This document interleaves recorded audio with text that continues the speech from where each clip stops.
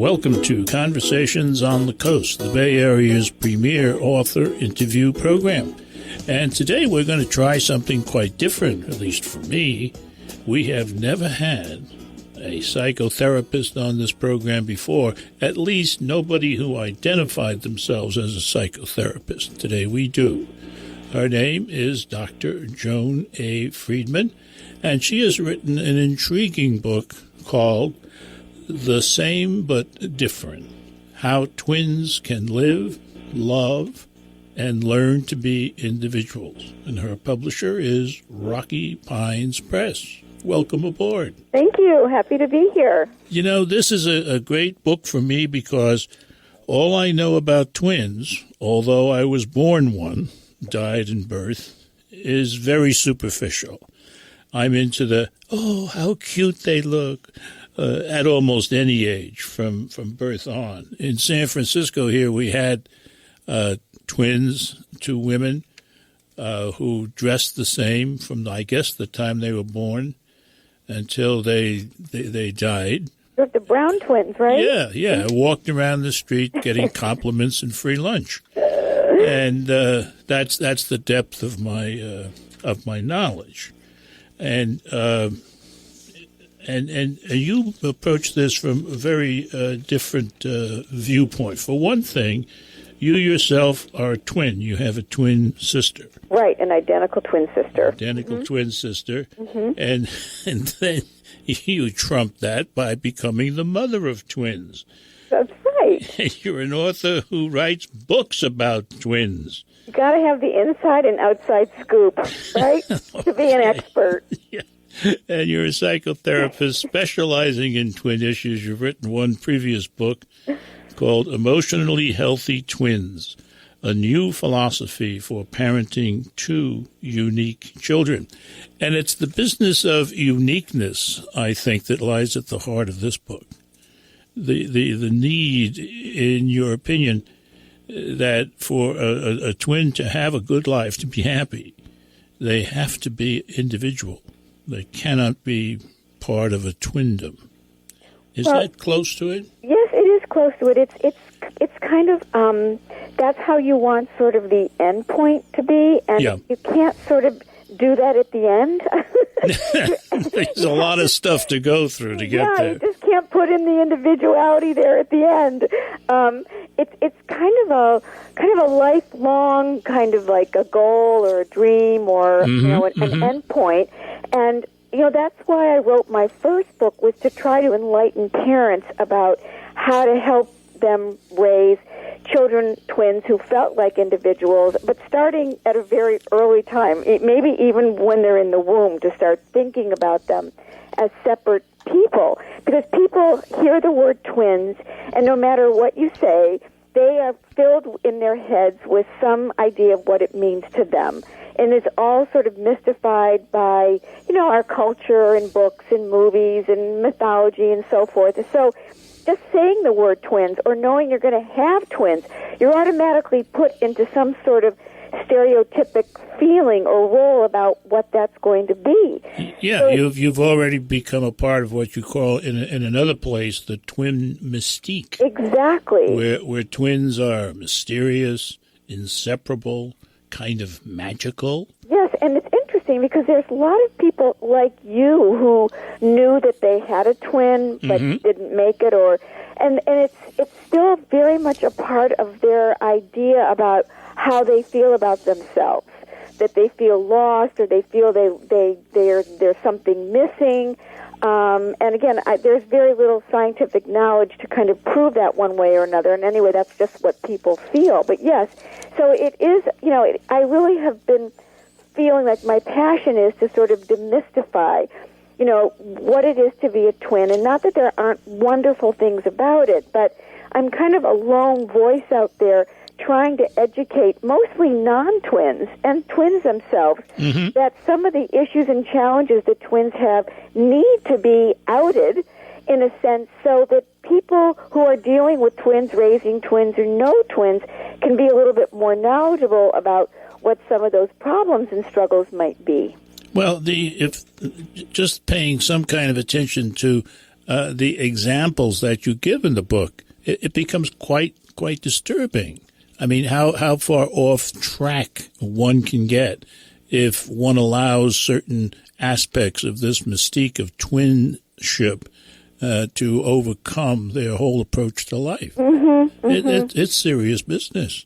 Well, it is, especially, they're so cute when they're little. Yeah. The cuteness factor, I have to advise parents to remember to take separate pictures of each one because it is so incredibly cute how they interact and how they talk and how they play and how they are so, keenly attuned to one another.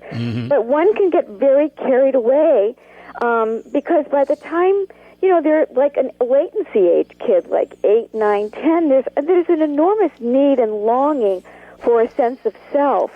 So this has to be instilled, with the parenting aspect from early on. Otherwise, as you say, there are a lot of disturbing things that can happen by the time they're approaching, older adolescence or young adulthood. One thing I much admired about your book, you bring up these kinds of issues. And then you tell us that not only are you a twin, but you had some of them yourself. Absolutely, and you know how us psychotherapists are. We become passionate about the problems that we've had to work through ourselves. Sure. And so I think people are so appreciative of knowing that I do understand, what it is they're feeling and going through, and that there's nothing really to be ashamed of or to be upset about. In fact, if it's out in the open and you can talk with it and deal with it, there's such a better percentage of having it be understood and then handled.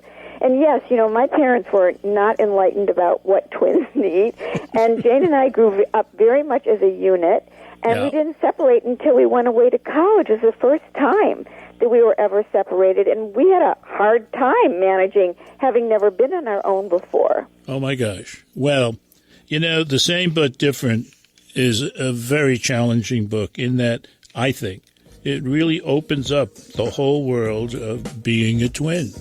You stay tuned. You're listening to Conversations on the Coast with Jim Foster. Follow us on Twitter at Jim Foster COC or send an email to jimfostercoc@gmail.com. The Same But Different. How twins can live, love, and learn to be individuals. Joan A. Friedman, a doctor, has joined us to talk about this, her book, her second book. And a gentleman from the University of Texas, Hook'em Longhorns, has said, a thoughtful, well-written inside view of the world of twins from a psychologist, and I love this part, who is herself a twin. What better vantage from which to shed light on the mystique of twins? Could you spend a little more time about you and your sister? Because it pleases me no end that you face the same challenges that you write about. Well, I can certainly shed more light on that after many hours of psychotherapy myself, but I'll condense it. I promise I won't bore you. Okay. So, it's very interesting that, when you grow up in a twin attachment, and with my parents who were sort of not really involved, because many parents feel that the twin connection is so powerful that they kind of opt out. And so that the parent-child attachment, which, as I know you know as a parent, is the most important, twins end up, in many instances, not all, becoming sort of surrogate parents to one another. Mm-hmm. So they develop a very dependent role with one another. They often feel that they're half of a whole. They often have never been without one another. So Jane and I, and again, it's like sort of like taking a fish out of water. We just kind of organically came to this decision that we'd go our separate ways. But then when we got there, we weren't noticed anymore. We were always had a lot of attention. Twins have a rock star status. Oh, the Friedman twins. And then you get to college, and you're just like a regular old singleton, and you've never really been operating on your own, either socially, emotionally, or academically. So was quite a shock. And I remember I interviewed this one young man who the same thing happened to him. Of course, it was a lot more recently. Mm-hmm. He said, I got to college and I realized I was no longer a rock star. And he said, I wish somebody had told me about that because I wasn't prepared. Yeah. And that's, Jane and I, that's exactly what happened to us, but we replicated our twin roles when we get to college unknowingly. In hindsight, we figured this out. Because I was the caretaking twin. So I found a very depressed woman at college to take care of, because that's what I had been used to be doing. And Jane found this roommate who actually still is Jane's best friend, who was very domineering and controlling and opinionated, I think the exact way that Jane felt that I was. So we ended up, kind of finding other twins or making other twinships that sort of parented our own relationship. Interesting. And, it's very interesting because when, you have your twin is basically your roommate for 18 years, and then you go to college and you have another roommate. And this roommate is absolutely very much a failure because they don't know you like your twin did. They can't read you nonverbally. They don't know what you're thinking and feeling. And twins are often very upset and surprised that they don't have instant intimacy with everybody the way they did with their twin. So that's also something that you just don't think about.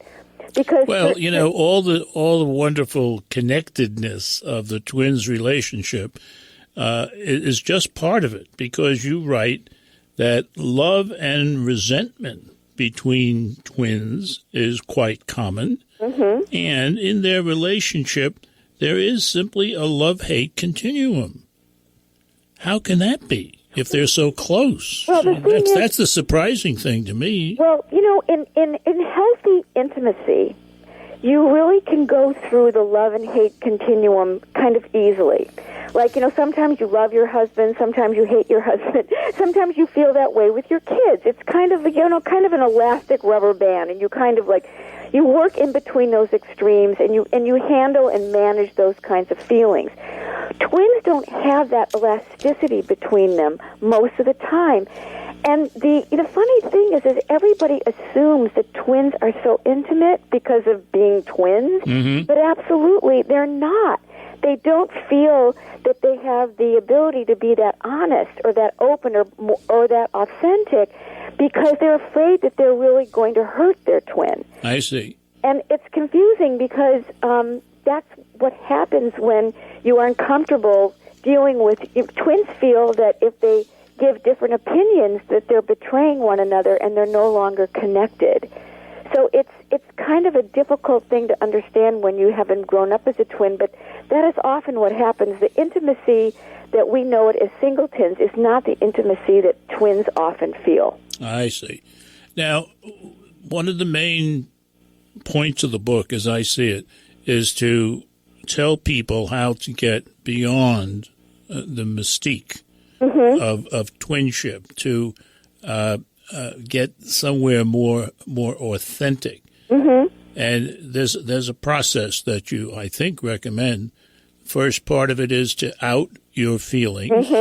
The second is to explore those feelings, probably with a therapist. And the third is to work with those feelings in such a way that you feel free to pursue the life that you can now see as possible.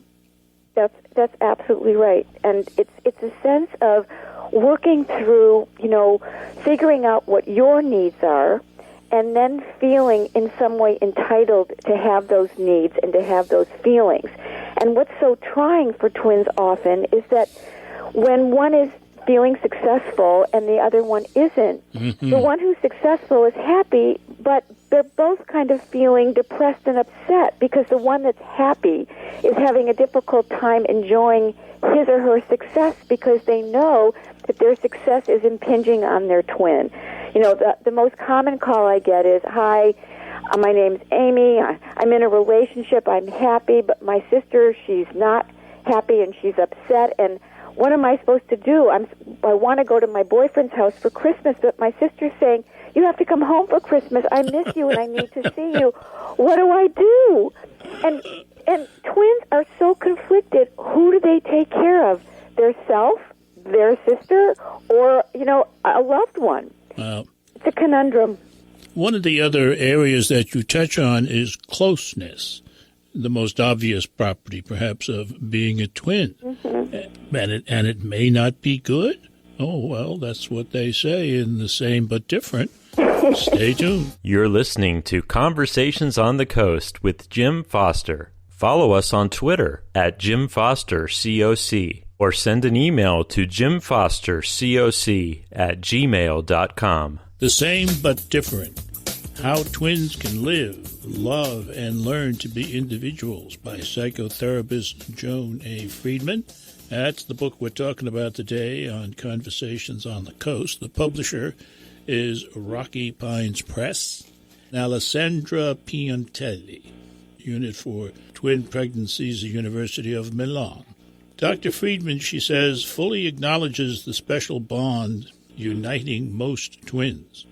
Twins, however, need to extricate themselves from imposed and self-inflicted fixed rules in order to live fully and satisfactory lives, while continuing to enjoy a bond no longer chained by all the knots of the past. I would recommend this book to adult twins and to all those involved with their lives. And one of the points that comes up in the case studies that drop into the text here so neatly is when the twins are able to make it from a separate situation, whether they be separated by distance or by the work they do, the size of their families, if they can make it as I think you call singleton, it seems to help the twin relationship. Is that true? Yes, it's very true. Mm-hmm. That's kind of amazing. And it goes back, though, to one of the other points you make is that closeness. There can be something called bad closeness. At least that's what I called it. Mm-hmm. That which is expected, not chosen. Right. That kind of closeness is not good. That's right. Does that happen in a lot of twin relationships, that the closeness is put on them and they don't choose it at all? Not in all of them, but in some. Mm-hmm. And they don't even really realize it until things start to go awry because, again, as I said earlier, the twin attachment's really the only one they've ever known. Mm. So when they start interfacing with other people and other relationships and other issues, then they get a taste of maybe what it is that's not completely right. Otherwise, up to that point, they may have no consciousness about it.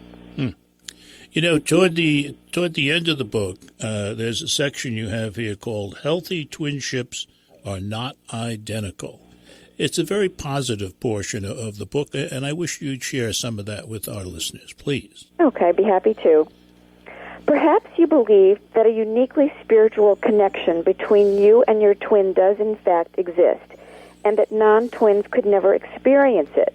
My objective in writing this book was not to dispel that belief, although I don't happen to adhere to it myself.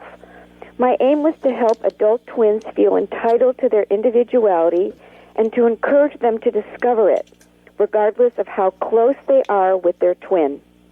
Throughout the book, we have focused on core issues that often stand in the way of adult twins claiming that individuality. The inability to be honest with your twin about problems in your twinship, enmeshment and codependency, feeling responsible for your twin's emotional or physical well-being, feeling compelled to compare yourself to your twin, seeking a twin-like friend or lover, and being unable to resolve conflicting loyalties. I hope that in the course of this book, you've gained insight into how these issues can be confronted, so your path toward discovering and claiming yourself will be clear. What I've come to realize in researching this book is that twins deal with the challenges of twinness in a variety of ways, depending on their particular personalities, family background, and life circumstances. Healthy twinship are as unique as the individuals who comprise them. Some twins would be miserable living across the country from each other. Others are satisfied if they can connect across the miles online. For some twins, a daily phone call is a prized ritual. For others, once a week is plenty. Some twins have little in common and yet seek out each other whenever they need a shoulder to cry on or a buddy to celebrate with. Others feel that they are on the same page about most matters, while at the same time understanding that their twins' attitudes and feelings will never be a carbon copy of their own. Some same-age siblings claim never to have had a rough patch or serious conflict. Others have had to work through many of the issues highlighted in previous chapters. There are twins who are best friends, and there are twins who are not. Twins who travel together and twins who wouldn't dream of it. Twins who consider themselves second parents to their nieces and nephews, and twins who prefer nightclubbing to babysitting their brother or sister's children. What makes such disparate twinships healthy is that both siblings know who they are as individuals and can enjoy the relationship with their twin without feeling guilty, obligated, or intruded upon. Having a healthy relationship with your twin is about loving him or her and not needing a person to complete you. A healthy relationship with your twin is also about exploring what your twinship means to each of you without demanding that it is necessarily mean the same thing. When you know yourself well enough to identify what you need and can communicate your needs to your twin without feeling you're going to destroy the twinship, you will open yourself to a more authentic relationship. When same-age siblings can really listen to and hear their twin's perspective, even if it diverges from their own, positive change is possible. The hope is that your connection will be based on honest feelings and shared history rather than on artificial expectations and obligation. I got news for you. That doesn't apply just to twins. It applies to people in any kind of relationship. That kind of respect for the other, the desire for the other's independence and growth and maturing. So, you're absolutely right. And the other thing we just proved is we have a psychotherapist who can write. The title of the book she's written, The Same But Different, How Twins Can Live, Love, and Learn to Be Individuals. Her name is Joan A. Friedman, and this has been Conversations on the Coast. I'm Jim Foster. Follow us on Twitter at Jim Foster COC or send an email to jimfostercoc@gmail.com.